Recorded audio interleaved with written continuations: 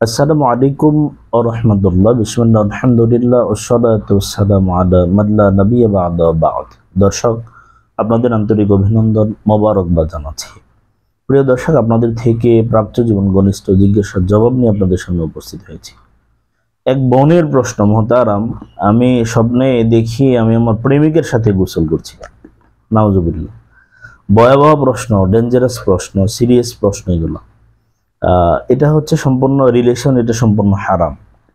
এখন আপনি বলছেন আপনি আপনার প্রেমিকের সাথে গোসল করতে দেখলেন স্বপ্নে, এটার ব্যাখ্যাটা বা এটা আসলে কি ইঙ্গিত করে? এটা সিরিয়াস প্রশ্ন এবং জাহান্নামে যাওয়ার মতো প্রশ্ন আর কি, স্পষ্ট বিষয়। এরপর আপনি প্রশ্ন করেছেন, প্রশ্নের জবাব তো আসলে দিতেই হয়, কারণ এই সবগুলা বিষয় আপনার কল্পনা জল্পনা থেকে হয়। আমরা জানি স্বপ্ন মূলত তিন ধরনের হয়। একটা হচ্ছে আল্লাহ তাআলার পক্ষ থেকে, আরেকটা হচ্ছে শয়তানের পক্ষ থেকে, আরেকটা মানুষের মনের জল্পনা কল্পনা থেকে হয় আর কি।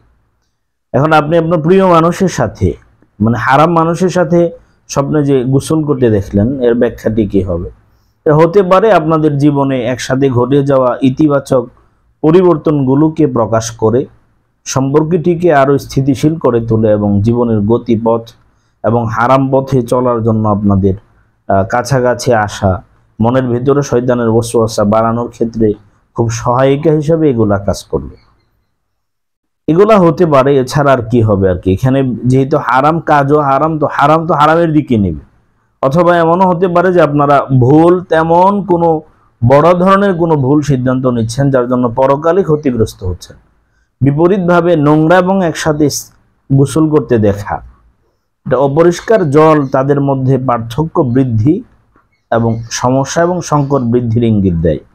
আপনি দেখলেন যে বিপরীতভাবে নোংরা এবং একসাথে গোসল করা, অপরিষ্কার পানি দিয়ে, সেক্ষেত্রে আপনাদের মাঝে পার্থক্য বৃদ্ধি, সমস্যা এবং সংকট বৃদ্ধির ইঙ্গিত দেয়, যা তাদের জীবন পারিবারিক স্থিতিশীলতাকে ব্যাহত করে।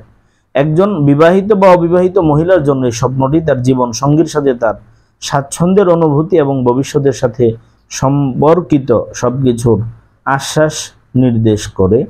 এখানে সবকিছু হারাম হওয়ার নির্দেশ করে। এমন হতে পারে আপনাদের এই সমস্ত চিন্তা চেতনার কারণে আপনাদের কি হবে আল্লাহ ভালো জানে। এই ধরনের চিন্তা করাও সম্পূর্ণ ভুল।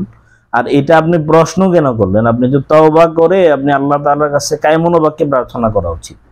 একে অন্যের সাথে গোসল করার মানে হচ্ছে একে অন্যের কাছে সবকিছু প্রকাশ হয়ে যাওয়া। এখন আপনারা যদি হারাম কিছু করেই ফেলেন, ফিজিক্যালি রিলেশন করেই ফেলেন, তো আর বাকি গোসল আর বাকি রইল কি? অনেকে ভালোবেসে প্রেম করে একে অন্যের সাথে সবকিছু দিয়ে দেয়, নিজের সম্ভ্রম সতীত্ব সব দিয়ে দেয়। সেক্ষেত্রে আর গোসলটা বাকি রেখে কি লাভ? এটা তো করেই ফেলছেন আপনারা।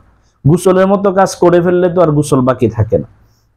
এজন্য স্বপ্নে এই সমস্ত জিনিস শয়তান দেখায়, অথবা আপনার জল্পনা কল্পনা থেকে দেখেন, এগুলো আল্লাহর পক্ষ থেকে না। এই সমস্ত স্বপ্নের কোনো আসলে স্বাভাবিক কোনো ব্যাখ্যা হয় না। এগুলা শয়তানি স্বপ্ন, এগুলা শয়তানি প্রশ্ন। আল্লাহ তাআলা আমাদের যুবক যুবতী তরুণ তরুণীদেরকে আল্লাহ হারাম রিলেশন থেকে হেফাজত করুন, আমিন।